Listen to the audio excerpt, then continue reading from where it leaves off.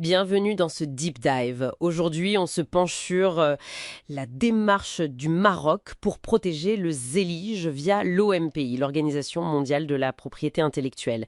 On s'appuie sur un rapport d'analyse assez détaillé. Alors notre mission ici, c'est de décrypter un peu ce que ça veut dire concrètement. Enregistrer une marque comme Zélige Befez auprès de l'OMPI. Est-ce que c'est vraiment une protection du patrimoine ou c'est autre chose? Et puis surtout, quels ont été les résultats, les faits? Oui, c'est une excellente question. Parce que souvent, il y a pas mal de confusion. Donc, premier point hyper important, clarifier le rôle de l'OMPI. Ce n'est absolument pas une instance qui va trancher des débats historiques, culturels sur l'origine d'un art. Non, l'OMPI ne valide pas l'appartenance d'un patrimoine à un pays spécifique.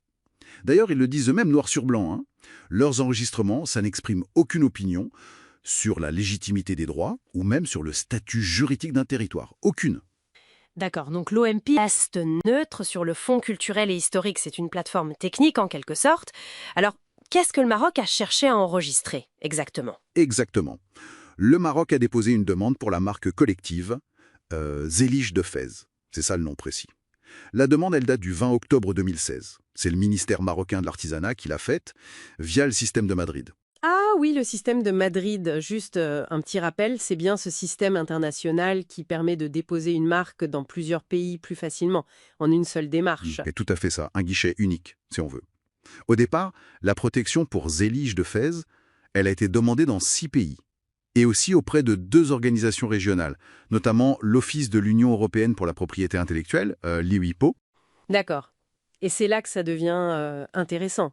Parce que passer par ce système, ça ne garantit pas l'enregistrement partout, n'est-ce pas? Ce n'est pas automatique. Ah non, absolument pas. Et ça, c'est le deuxième point essentiel. Chaque pays ou chaque office régional, comme l'UIPO, examine la demande, selon ses propres lois, ses propres critères.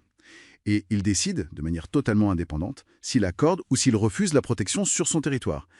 Et surtout, point fondamental, ce qui est protégé potentiellement, c'est la marque. C'est-à-dire, le nom Zéligi de Fès peut être un logo associé, mais ça ne protège pas l'art du Zéligi en soi, sa technique, son savoir-faire global. Ça, non. C'est une distinction énorme, effectivement. Protéger un nom de marque, ce n'est pas protéger un art dans son ensemble. Et justement, comment s'est déroulé cet examen? Il y a eu des accros, j'ai cru comprendre, surtout en Europe. Oui, oui. Le cas de l'Union européenne, il est très parlant. L'UIPO a reçu la demande fin 2016 et a émis un refus initial assez vite. Mais attention, la raison, au début, était purement procédurale. Il n'y avait rien sur le fond, sur l'origine du zélige ou quoi que ce soit. Non, il manquait 2 choses dans le dossier. Le fameux règlement d'usage de la marque collective, c'est un document obligatoire qui dit qui peut utiliser la marque, comment, etc. Et il manquait aussi la désignation d'un mandataire agréé, en gros, un représentant légal basé dans l'UE, ce qui est requis. Ah, d'accord. Donc c'était un souci de paperasse, pour simplifier. Pas une discussion sur la marque elle-même, sur son bien fondé. Au départ, c'était ça, oui. Purement administratif. D'ailleurs, le UPO avait donné un délai pour corriger ça, pour fournir les documents manquants. Le problème, c'est que ces éléments n'ont pas été fournis à temps, dans le délai imparti. Et la conséquence, ça a été un refus final, et total, prononcé le 27 novembre 2017. La décision est sans appel. La protection de la marque est refusée dans son intégralité dans l'Union européenne. C'est clair. Refus total. Donc, pour être bien clair, la marque Zélige de Fès n'a aucune protection juridique spécifique dans toute l'Union européenne. C'est quand même un échec notable par rapport à l'objectif de départ. Et ailleurs, aux États-Unis par exemple. Ah, les États-Unis, c'est intéressant aussi, parce que ça montre bien la dépendance de chaque office. Là-bas aussi, il y a eu un refus initial. En 2016 également. Mais contrairement à ce qui s'est passé avec l'UIPO, le Maroc a pu, cette fois, apporter les modifications demandées par l'office américain, l'USPTO. Et finalement, après ces ajustements, la protection a été accordée en 2018. D'accord. Donc on a un succès aux États-Unis après modification, mais un refus complet dans l'UEPO pour des questions de procédure non réglées. Alors, au final, qu'est-ce qu'on doit retenir de tout ça, selon l'analyse du rapport? Quelle est la grande image? La leçon principale, c'est que l'enregistrement d'une marque comme Zélige de Fès, ça n'équivaut pas du tout à une reconnaissance internationale du zélige comme une exclusivité marocaine, ni même à une protection juridique de l'art en tant que tel. C'est la protection d'un signe commercial, d'une marque collective spécifique. Voilà. Son parcours juridique a été, on l'a vu, Assez compliqué, avec des issues différentes. Acceptation ici, refus là. Et le refus de l'UE est quand même majeur.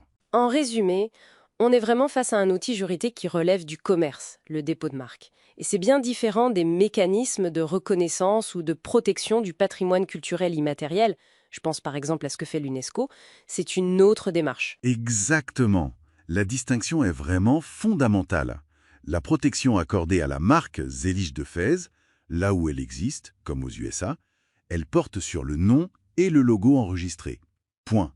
Ça n'empêche personne, aucun artisan dans aucun autre pays, de continuer à faire du zélige, à pratiquer cet art, à le développer, à innover, et même à l'appeler zélige.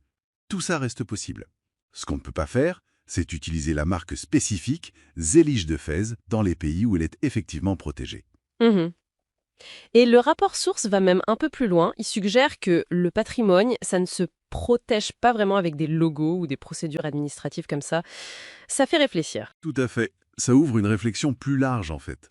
Si des outils comme l'enregistrement de marques qui sont pensés pour le commerce montrent leurs limites quand il s'agit de protéger un héritage culturel. Surtout un héritage comme le zélige, avec des racines anciennes, complexes, souvent partagées historiquement entre plusieurs cultures, plusieurs régions. Et alors la question se pose, comment on fait pour vraiment préserver et valoriser cet héritage commun, collectivement? C'est une question qui clairement dépasse le cadre strict du droit des marques et invite à penser la transmission culturelle peut-être différemment.